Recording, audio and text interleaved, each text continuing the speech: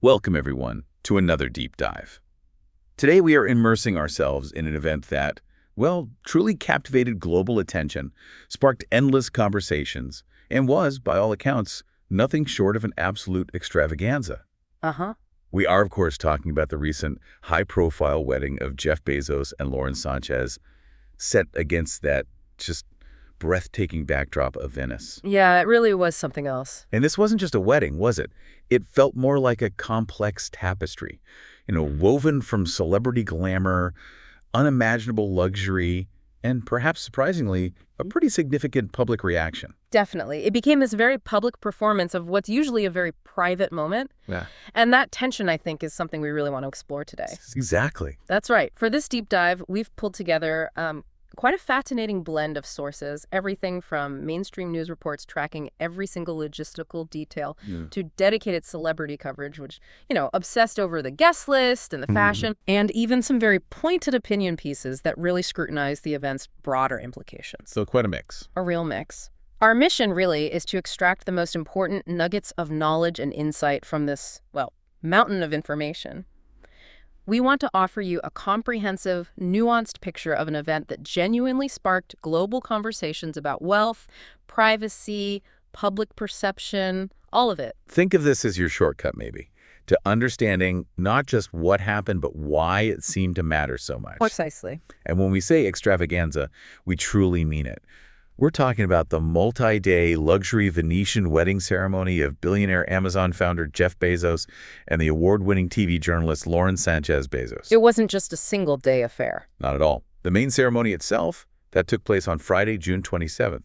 Then the official festivities culminated on Saturday, June 28th. They even described it as a third official day of festivities. Right. But the planning, the guest arrivals, that extended over an entire week. Bezos and Sanchez arrived by boat as early as Wednesday, June 25th. Pre-wedding receptions kicked off on Thursday, the 26th. And what's also striking, as you mentioned, is those activist protests had already begun even earlier, Monday, June 23rd. Yeah, that set a really unique tone before the main events even properly started, didn't it? It's absolutely. And that duration, that whole multi-day aspect stretching over a week, it already tells you so much about the scale and, frankly, the ambition of this event. Just imagine the planning.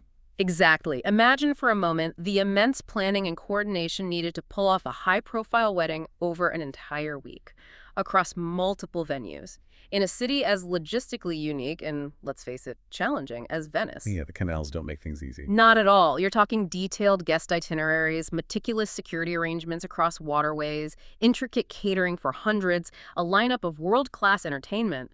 The sheer foresight, the human resources, the financial capital required, it's staggering. It really signals right from the get-go this unprecedented level of opulence and, control. Absolutely. And speaking of location, the choice of Venice, it almost feels inevitable for an event like this, doesn't it? It's just so incredibly romantic, historic, almost mythical. It is. But beyond that obvious allure, it does make you ask, why Venice? For such a high-profile and, at times, intensely private affair. Right. The primary ceremony venue was that secluded, historic island, San Giorgio Maggiore.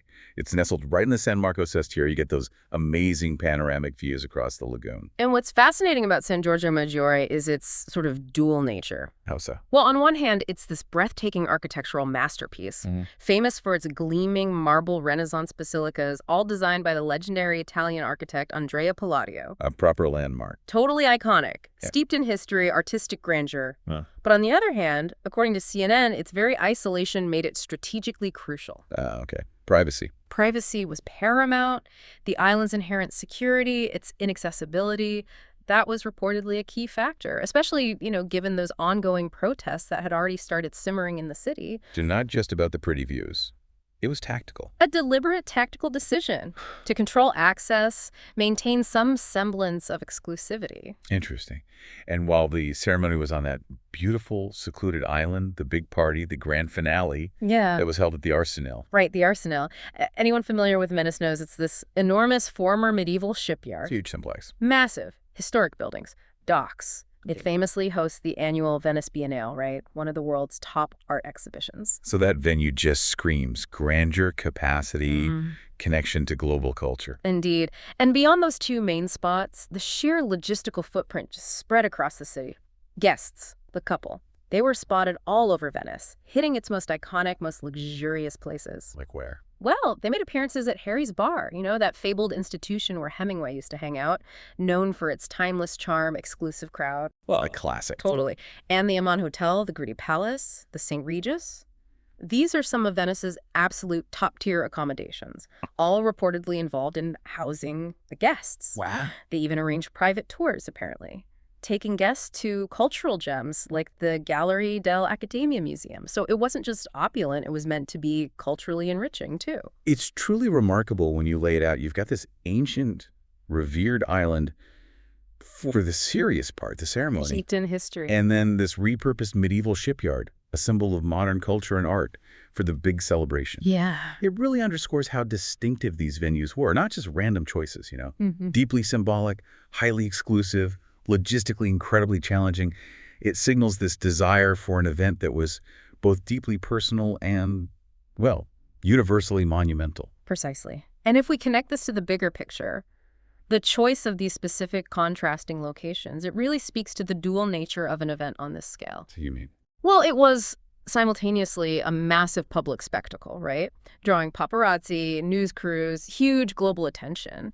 That necessitated these highly exclusive, iconic venues that could actually handle the security. Makes sense. Yet for the couple and their inner circle, it was also designed to feel like a private affair, needing seclusion, control, especially with all that public scrutiny and the protests happening. Which raises a good question. Exactly. How much genuine secrecy or intimacy can really exist for an event this big, when every move, every venue choice becomes part of this meticulously documented, widely scrutinized public story? Yeah, that's a perfect segue, actually, because now let's dive directly into the cost, the absolutely astonishing cost of this whole thing. Yeah. So what does this all mean for the sheer expense?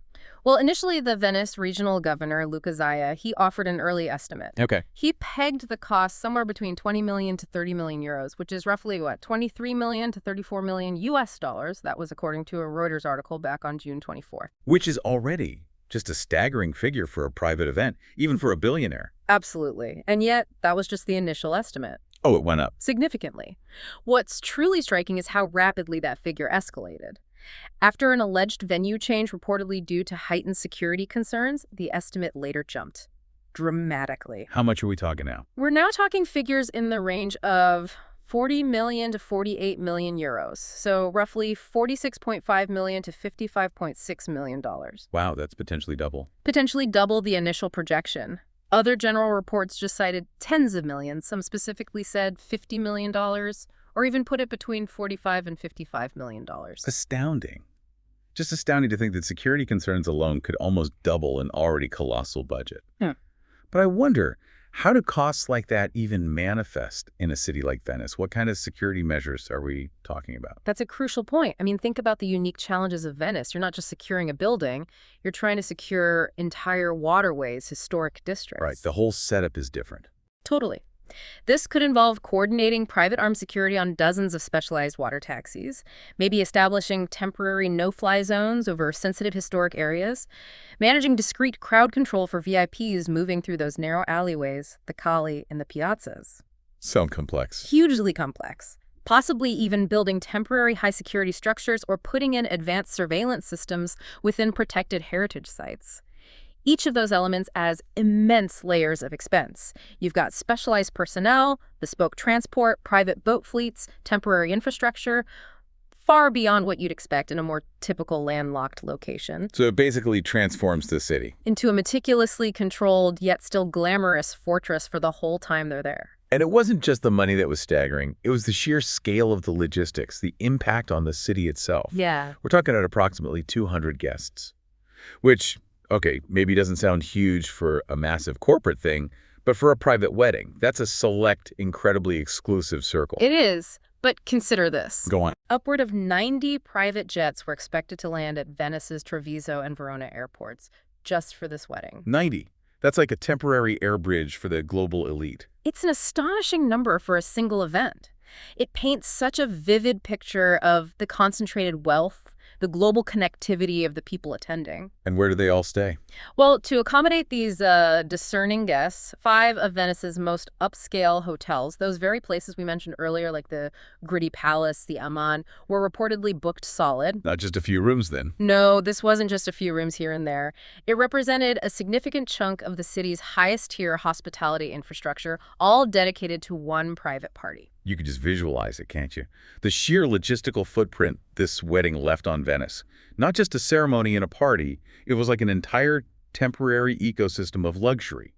A small, exclusive city within a city descending on this historic, already crowded global landmark. And this logistical impact, it had a fascinating, if maybe somewhat contentious, economic counterpoint. Whoa. What's that? Venice's Ministry of Tourism actually estimated that these celebrations, in just one weekend, would generate almost 68% of the city's annual tourism turnover. 68%? Yeah. In one weekend?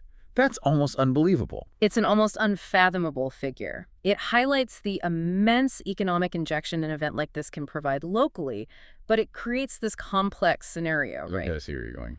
On one hand, undeniable financial benefit for local businesses, hotels, service providers.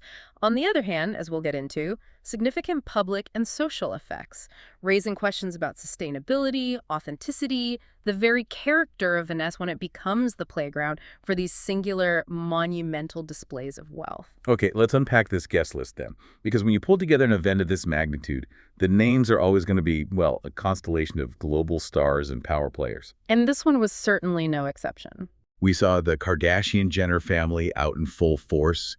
Kim and Khloe Kardashian, the younger sisters Kendall and Kylie Jenner, and the matriarch Kris Jenner, all there representing, the absolute peak of reality TV and fashion influence. And the celebrity power just kept going. It spanned multiple industries, really highlighting the couple's vast and influential network. Like who else? You had Oprah Winfrey, a titan of media and philanthropy, NFL legend Tom Brady, fresh off his career, Hollywood icon Orlando Bloom, model Brooks Nader. Leo DiCaprio was there too, right? Leonardo DiCaprio, reportedly with his model girlfriend Vittoria Ceretti.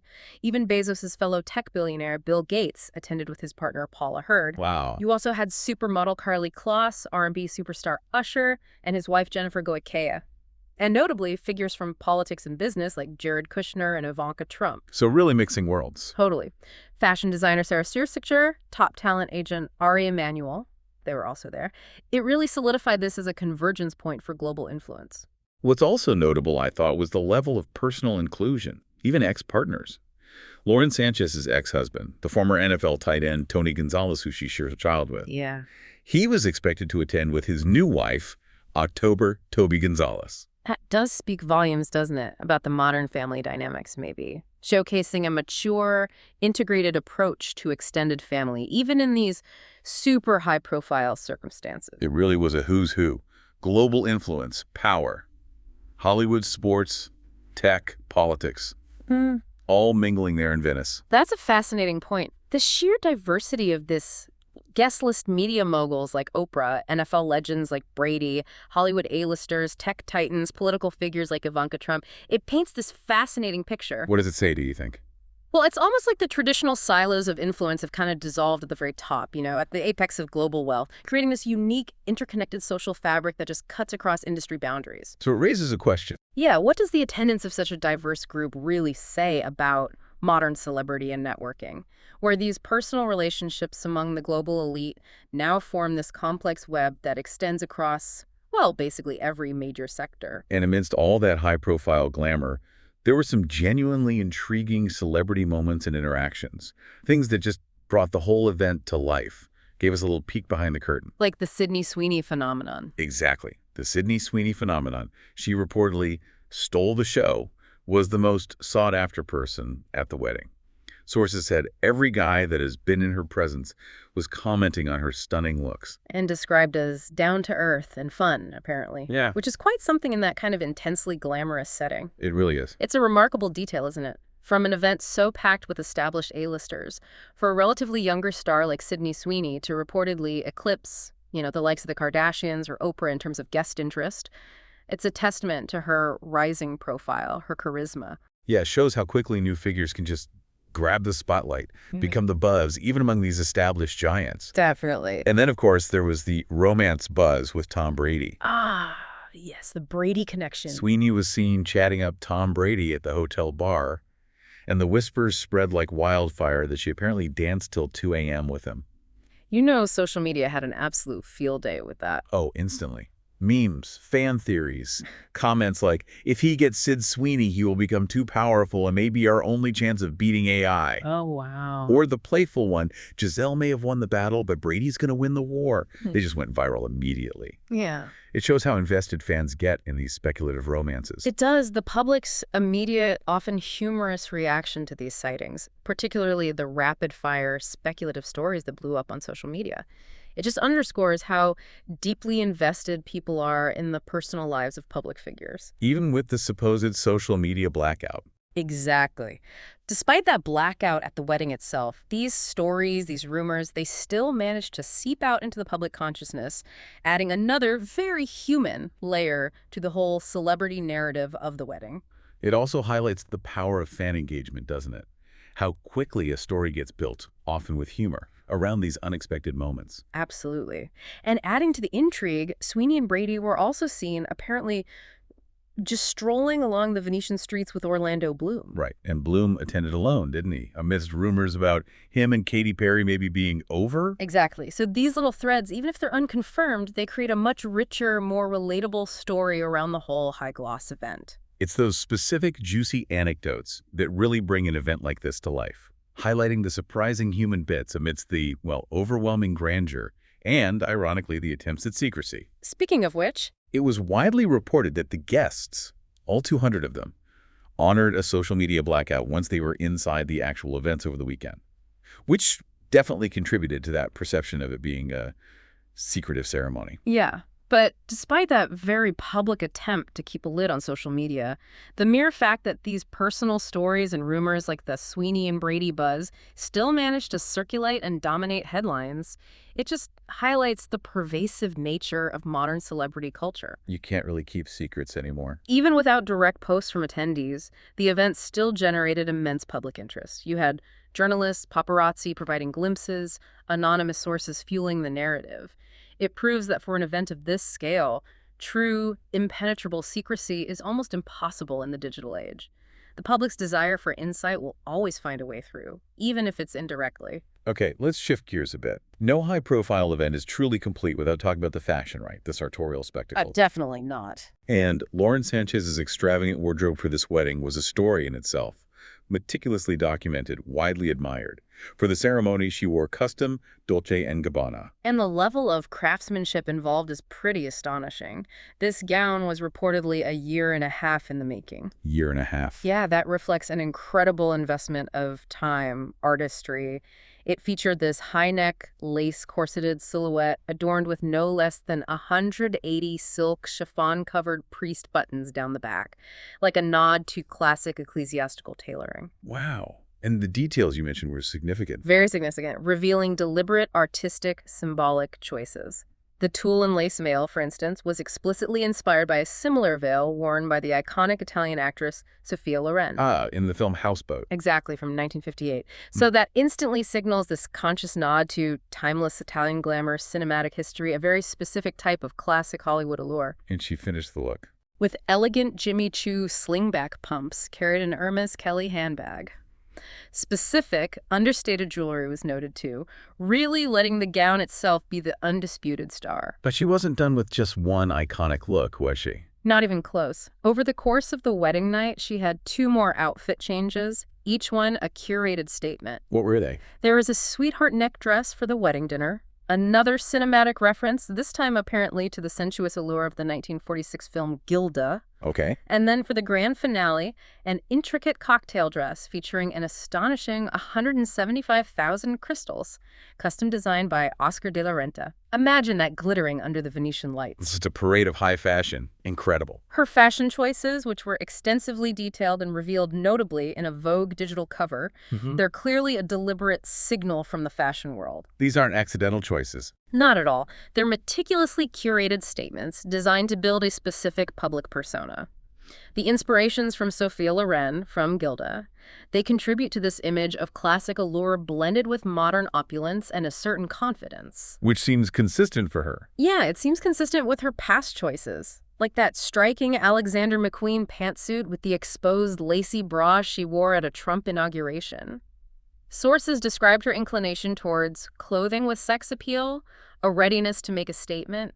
It tells us she uses fashion as this powerful tool for self-expression, public perception, crafting her own narrative through style. And those were just the wedding day outfits. She had a whole lineup for the pre-wedding stuff, too, a truly extensive wardrobe. Right. On the way to the island for the ceremony, she sported that 60s-inspired tailored white skirt suit from Dior with a chic printed silk scarf, very Hepburn style, paired with Tom Ford sunglasses. Very classic. Then for her arrival in Venice on Wednesday, she donned a vintage spring-summer 2003 off-the-shoulder McQueen dress, showing a taste for iconic archival pieces. And the pre-wedding reception. Thursday night, that was a shimmering brocade corset dress from Schiaparelli's Spring-Summer 2025 Couture collection. A bold, avant-garde choice. Wow. And for the final day's Arsenal party, she chose a vibrant pink gown by Atelier Versace. I mean, this woman literally had a custom-tailored high-fashion wardrobe for every single moment of this week-long event. It just emphasizes the theatricality, doesn't it? The sheer scale of a modern celebrity wedding at this level. Totally. Each outfit change is a curated moment, a new statement designed to be photographed and admired. And remember, beyond the wedding itself, she kicked off the celebrations much earlier with her bachelorette party. Oh, yeah, in Paris, right. May 16th, a cruise on the Seine in Paris. Equally impressive guest list there, too. Kim Kardashian, Katy Perry, Eva Longoria. This extensive, pre-planned fashion narrative, meticulously documented, widely publicized. It's as much a part of the overall spectacle as the wedding vows themselves. It's a performance of wealth and style, start to finish. Exactly. So that was the bride's extensive fashion file. But what about the guests? They certainly didn't disappoint in the glamour department. They brought their A-game to complement the couple's opulent display. Oh, absolutely. The guest attire was a spectacle in itself, carefully complementing Sanchez's choices, contributing to the whole visual feast. They wore an array of luxury designers, vintage Roberto Cavalli, classic Dolce & Gabbana, elegant Oscar de la Renta, bold Versace. Give us some examples. Okay, Kylie Jenner was seen in a powder blue, long, lace-up corset gown, sort of contemporary meets classic. Her sister Kim Kardashian opted for a slick, dark, toffee-colored dress, and also an archival Versace snake print dress from the Fall-Winter 1994 collection. Wow, vintage Versace. Yeah, testament to the enduring power of vintage designer pieces. She even sported Balenciaga at the airport, making a statement right on arrival. Oprah Winfrey chose a regal draped pink mermaid silhouette, and also a striking cutout Solace London dress. What about Chloe? Khloe Kardashian arrived in a vintage 2001 Roberto Cavalli number, very old Hollywood glamour, and was also seen in a figure-hugging Skims x Dolce & Gabbana catsuit. And Sydney Sweeney, apart from stealing the show. Fashion-wise, she dazzled too. A chic black silk Chloe jumpsuit for one event and a breathtaking vintage Ellie Saab gown for another. Karlie Kloss wore an elegant blush pink Stella McCartney gown. It just showcases the incredible variety, the deep pockets, the high fashion element among the guests. It was like a fashion show in its own right. Definitely. And what's interesting are the subtle details within the guest choices, hinting at maybe an even more layered experience. Like what? For instance, Usher was pictured departing for the final event in these sort of pajama and lingerie-inspired outfits, which sources said was seemingly in keeping with purports of a thematic dress code for that particular party. So maybe a themed night. Suggests an intentional, shared sartorial statement among some attendees, right? Adding another layer of coordinated opulence, maybe playfulness, to the weekend. Ivanka Trump wore a sophisticated, sequined cherry blossom cocktail dress by Oscar de la Renta. Sarah Staudinger chose an archival turquoise Stella McCartney silk halterneck gown from 2001. So lots of high fashion. Lots of high fashion. But all these choices, while undeniably luxurious and fashionable, they contributed to this overall image, which some observers critiqued as tone-deaf excess, especially given the current global climate, while others just saw pure, unadulterated glamour and celebration. It really highlights how fashion in such a public context can be interpreted so differently, doesn't it? Depending on the context, the observer's viewpoint. Precisely. And now let's shift to the more serious and perhaps, well, surprising side of this event. The unavoidable public outcry, the protests that the wedding generated. It wasn't just a private celebration shielded from the world. No, it was met with significant ire online and in person, as the sources put it, transforming the dream wedding into this focal point for broader societal tensions. What were the main points of the protests? Well, protests erupted right there in Venice, activists specifically calling for Bezos, as owner of Blue Origin Amazon, to pay more in taxes.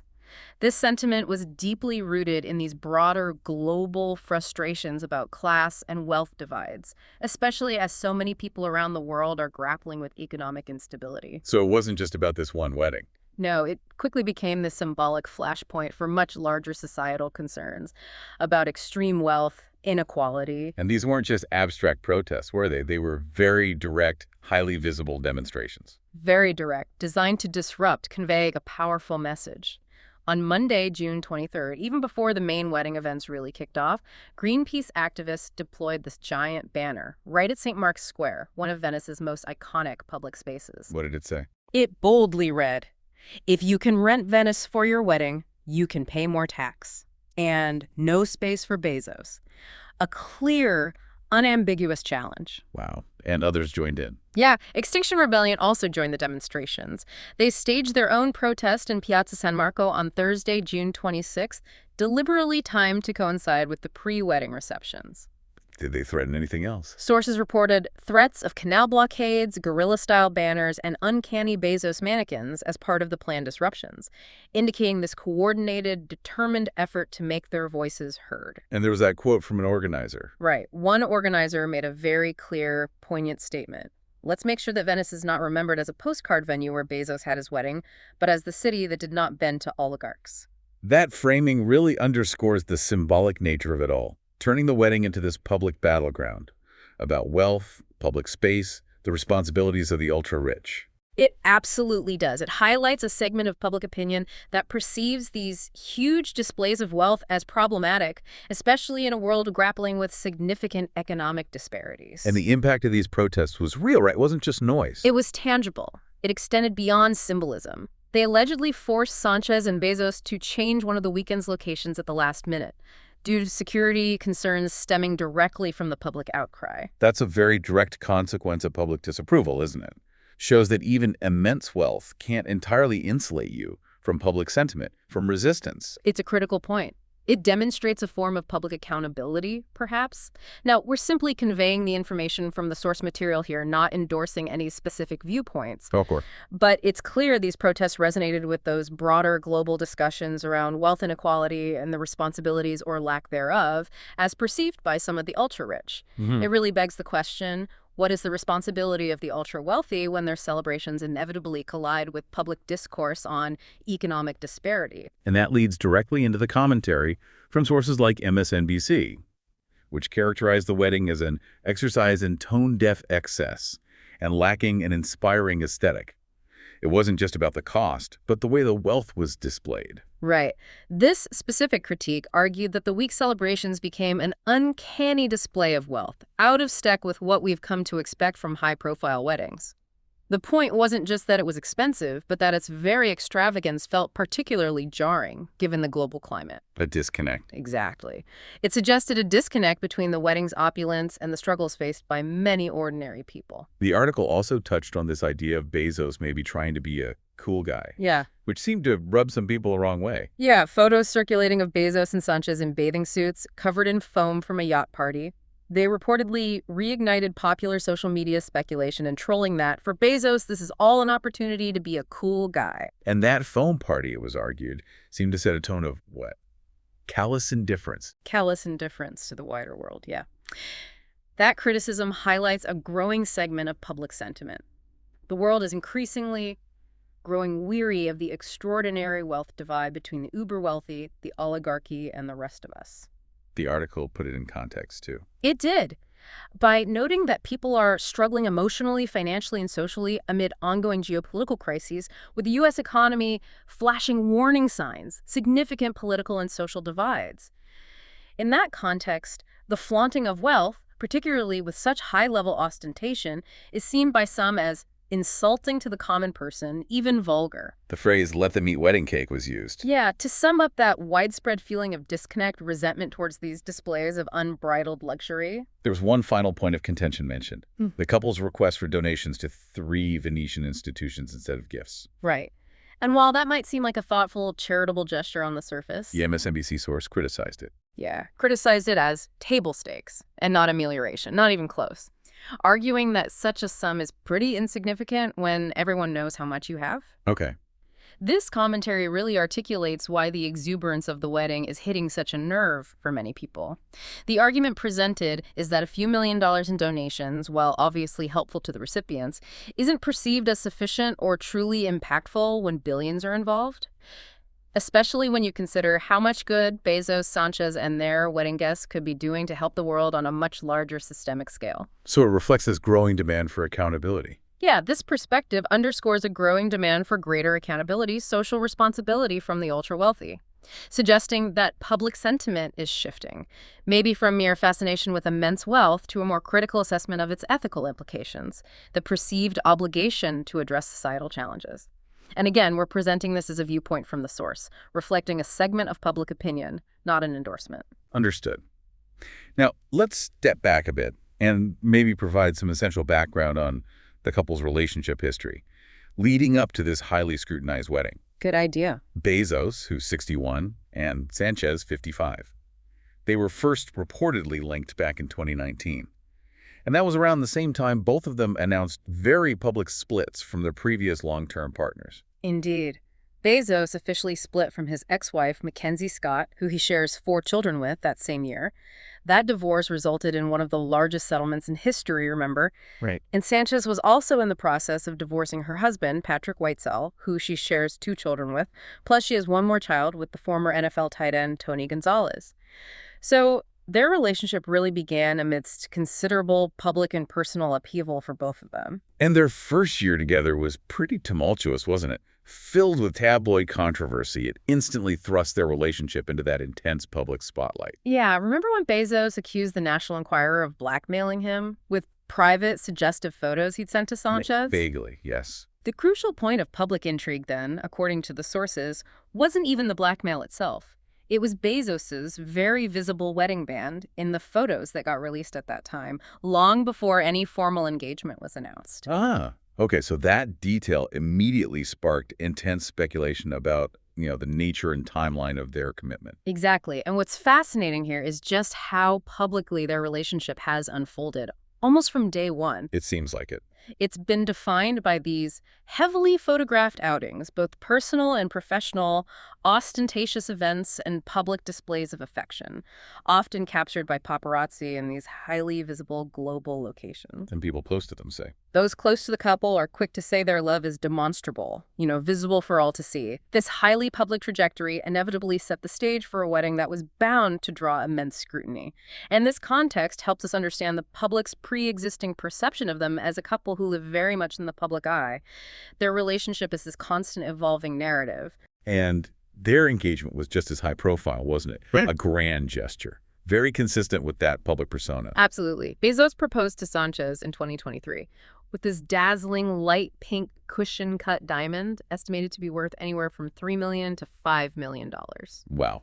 And the proposal itself. Adding to the layers of luxury and spectacle, it took place aboard Bezos's colossal $500 million yacht during the glamorous Cannes Film Festival, ensuring maximum visibility, maximum media buzz. It all seems to be part of this very consistent public narrative, doesn't it? Living life on a grand, highly visible scale. It does. The very public nature of their courtship, from the initial scandal to the extravagant proposal on a super yacht against iconic backdrops, it cultivated this specific public image for the couple long before the wedding even happened. So that image formed the backdrop. Exactly. That image, characterized by immense wealth, global travel, very public displays of affection, that formed the backdrop against which the Venetian wedding was judged.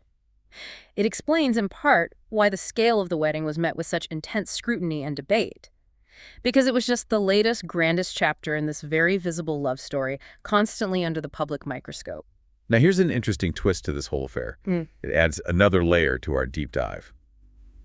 The wedding was somehow simultaneously the most public and secretive wedding of the year. That's a great way to put it. We heard about the social media blackout, where guests reportedly honored the request to keep things off their feeds, and the ceremony itself ended rather discreetly, with details carefully controlled. Yeah, the secrecy was indeed carefully managed, almost curated, which is a fascinating paradox for such a public pair, while direct social media shares were suppressed. But A significant signal from the fashion world emerged almost immediately.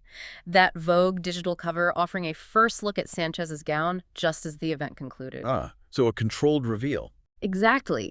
This immediate, high-profile, and controlled public reveal, rather than an accidental guest leak, created a very specific public narrative, emphasizing the fashion, the splendor, while maintaining a degree of carefully orchestrated privacy around the intimate moments. But perhaps the most intriguing detail about the nuptials, raising fundamental questions about what actually constitutes a marriage in the public eye. It centers on its legal status. Right. A spokesperson for the mayor's office in Venice told CNN on Thursday, June 26, that the city did not receive an official request from the couple. Meaning the elaborate events held in Venice, despite all their grandeur and public display, were purely ceremonial. They will not be legally binding in the city itself. So it wasn't an official Italian marriage. This raises an important question, doesn't it? What does it truly signify when such a high-profile couple chooses a grand ceremonial event in Venice over a formal legal proceeding there? It suggests they likely exchanged rings symbolically. As part of the public celebration, yes. It also leaves the question open as to when or if they legally wed prior to that week, maybe in the U.S., or at another, perhaps more private, time and location. The public performance of marriage, in this case, seems to have taken precedence over, or at least been distinct from, the legal act in that specific setting. It's fascinating because shortly after those Vogue photos came out, Sanchez notably changed her Instagram account handle to Lauren Sánchez Bezos, Yeah. clearly signaling a change in status to her massive public following. Right. And Bezos himself was seen consistently wearing a wedding band on his finger on Saturday, June 28th, the final day of the festivities. So while this spectacular public celebration in Venice wasn't legally binding there, they certainly presented themselves, both in their personal branding and outward appearance, as married. Exactly. Precisely. The distinction between a grand public celebration designed for global spectacle and a legally binding marriage for such a high-profile couple. It's quite significant. And what does it suggest? Well, maybe a prioritizing of the public performative aspect of their union in this iconic setting, perhaps over the legal formalities taking place elsewhere, or more discreetly. How does this choice shape public perception of their union? And what does it say about the evolving meaning of marriage in the celebrity sphere, where the spectacle can sometimes overshadow the legal commitment or at least be carefully detached from it in terms of timing and location? It leaves us to ponder the layers, doesn't it, of what makes a union official in the eyes of the public versus the law, especially when billions of dollars and immense public scrutiny are involved. Absolutely. So when we look back at this deep dive into the Bezos-Sánchez wedding, what do we truly take away from this extraordinary event? Beyond the staggering costs, the star-studded guest list, the meticulously curated fashion, what does this highly visible yet legally unofficial celebration tell us about the evolving nature of celebrity, immense wealth, and public accountability in the 21st century? It's a fascinating and complex question, isn't it? How does the performance of such a public wedding, especially one that ignited significant protest, drew accusations of tone-deaf excess, how does that influence broader cultural conversations around class and responsibility? Yeah. What does it truly mean when a couple chooses to make such a grand yet legally untethered statement of their union in the global spotlight? It leaves us to ponder, really, what is the true cost of love when it's so publicly displayed and so profoundly scrutinized? And what does that cost say about us, the observers, as much as it says about them, the participants, navigating a world increasingly defined by both, well, unbelievable opulence and profound disparity?